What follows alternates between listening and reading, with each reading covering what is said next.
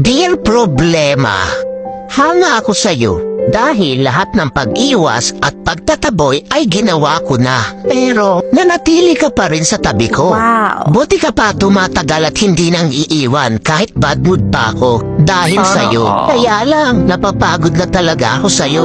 Pwede bang tantanan mo na ako? I-give up mo na ako, please. Mag-break na tayo, Problema. Hindi na kita kayang tagalan. Kaya, iba na lang mahalin mo. Mababaliw na ako kaiisip sa'yo. Pwede, ikaw na lang mag-isip sa akin. Ikaw naman mamroblema sa akin. At nakakapagtaka ka rin, Problema, no? Dahil wala namang nangyayari sa atin. Bakit nagkaanak ka? Dumami ka pa talaga. Pwes, hindi akin yan. Nagawa mo rin pala talaga akong lokohin, ha?